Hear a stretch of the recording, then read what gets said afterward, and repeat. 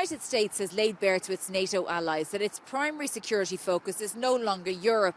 It's dashed hopes of Ukraine joining NATO and said that Ukrainian aspirations to return to the 2014 borders before the Russian invasion are unrealistic. For the Europe conversation, I catch up with the Lithuanian Defence Minister, Dovilė Sakalienė, who says Europe is at the beginning of a very difficult process. Well, Minister, we now know what the Trump administration says about the fate of Ukraine on a number of issues, in particular Ukraine's membership of NATO and Ukraine's demand that it return to the borders of pre-2014.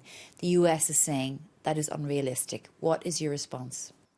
Well, first of all, I think that there were quite a few very significant messages that were sent today, and some of them are unpleasant, yet true, regarding financing, regarding contribution.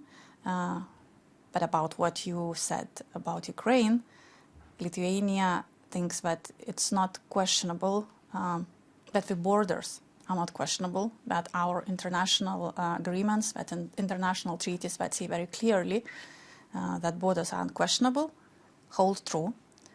Also, choice of the nations to join any defense alliances that they deem to be suitable for them is also unquestionable.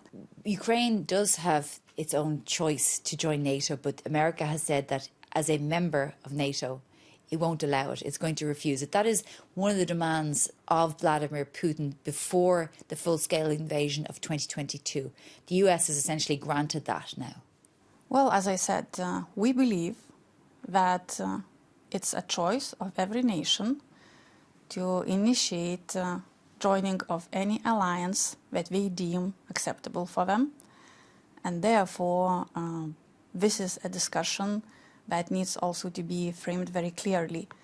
Ukraine has its own volition to express wish to be in any alliance. Within the alliance, of course, we can have discussions that may be easy or tough, in this case very tough, yet it does not change the fact that the only sustainable long-term solution of Ukraine's safety is membership in NATO.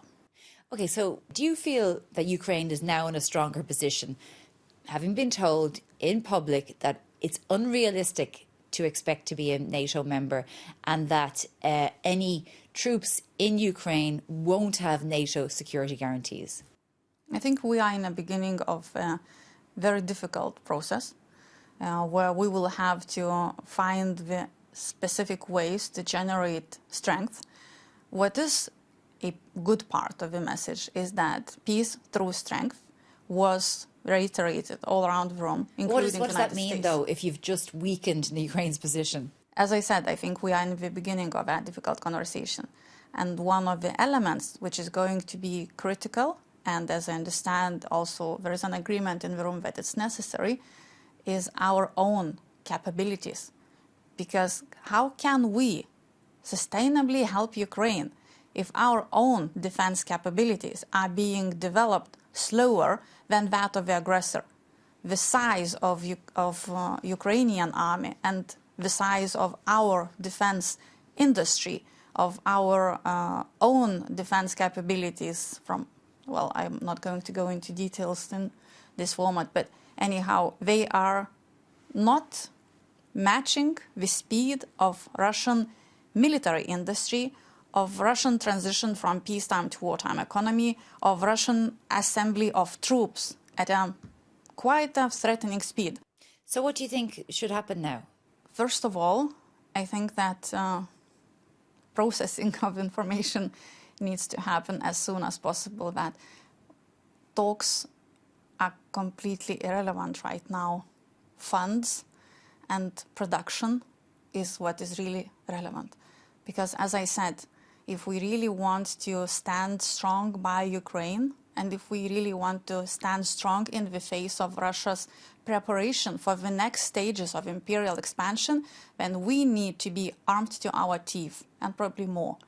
And that needs to start happening quite soon. And therefore, in Europe, we need to have a discussion about swift and significant investment in defense of all NATO borders not in 2028, but now. By 2026, we need to have instruments that are capable of ensuring that all the states that are on the borders of NATO are fully protected. Because if infringement happens on 1 inch of the territory of, I don't know, Lithuania, Latvia or Finland, then everybody falls. So how does that happen when stocks are low now? Some would say depleted pretty badly.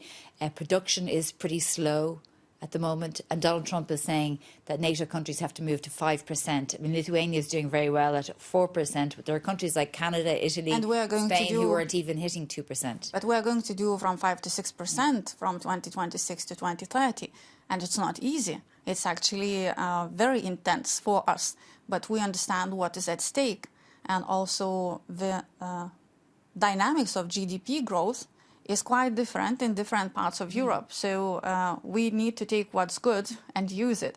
And one of the things that is good is also our industry, investing in our industry and making defense industry a very significant element of our economy growth. Because if we had, in my opinion, the most humiliating situation when all Europe was trying to find 1 million ammo rounds for Ukraine, all of Europe, that cannot be repeated. What do you think, though, Vladimir Putin will be thinking about today when he hears that NATO membership is off the table for Ukraine, despite the June summit in Washington, D.C. saying that there is an indestructible bridge for Ukraine towards NATO membership? It's irreversible. Honestly saying, what is happening in Mr. Putin's head, I don't really care, because he is living in an illusion, and in his opinion, Russia's borders stop nowhere. I care more about how fast we are going to transform our economies, how fast production of ammo and weapons and platforms related to our defense is going to develop in Europe, and how fast we are going to be in a position of actual strength ourselves. What was the response by defence ministers to that announcement by Pete Hegseth when he said no NATO membership for Ukraine, going back to 2014 borders is unrealistic? What was the reaction from defence ministers, including, of course, the Ukrainian defence minister? Well, since that was a closed meeting, I would not rather share details, but the general message was very clear that Europe has contributed very significantly to support Ukraine, and it is going to continue. Another message was that Europe and the United States need each other, and that Russia and China are going to coordinate, and therefore Europe and Indo-Pacific are inseparably related, and therefore we do need to think about certain team action. As I said, I think that we are opening a very difficult chapter. You think the Trump administration has made its decision and it's going to take a very hard line when it comes to Ukraine? I think it's going to depend a lot on ability of Europe to pick up the pace. What about that? Because we've heard Mark Rutte say that, you know, and Pete Hegseth said it today as well, that the ministers have to go back to their individual countries and explain to societies really what is at stake here. And potentially governments are going to have to shave off when it comes to maybe healthcare, education and other areas. I mean, where does this money come from a European perspective? What is Lithuania asking, let's say, the EU to do? When we look back at the pandemic period, we realize that in the face of existential crisis, Europe is able to think creatively, to generate funds quickly for significant investments into repair of situation which is really bad. And therefore, now if we got maybe a little additional nudge, to put it diplomatically, well, probably a kick in the back from our large partner in the NATO alliance, then maybe we will also be able to think creatively. And I wouldn't bash against each other healthcare and defense, because certainly we can find some methods that would allow us to accumulate funds quickly and then pay off for this investment in our future. Well, that's probably what Hegseth said. It's investment in your own future and then pay it off in decades. So you common borrowing from the EU, basically. I think that's one of the options. And one of the options that would be also feasible.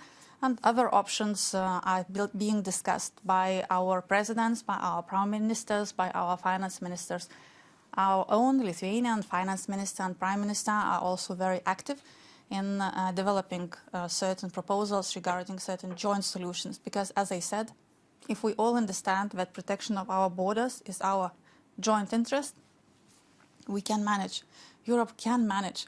And it's not about, I don't know, just shaving off, as you said, healthcare and education. It's about using your brains and doing it now. Just before I let you go, for those countries or those societies who maybe don't appreciate exactly the threat of Russia, particularly for a country like Lithuania, which in living memory has suffered from the Soviet Union, but also is geographically close to Russia, explain really what your concerns are about a belligerent Vladimir Putin, who's also been told that Ukraine won't get membership to NATO. What are your fears? Memories, probably, because I come from a family that was persecuted by Russians. My mother was born in Siberia and barely survived. My family was imprisoned, tortured, murdered, and etc. We know that when Russians come, then your best case scenario is that you are imprisoned or deported. But most likely you will be raped, tortured, and murdered. And therefore, that is the threat that is actually looming over Europe right now. And if we understand that stopping the active front line in Ukraine means that Russia will immediately accelerate its accumulation of forces that it is gathering for the next imperial stage expansion, that means that we have a very short time period to get ready. Well, Dovilė Sakalienė, Minister for Defence for Lithuania, thank you very much for joining us on the Europe Conversation. Thank you.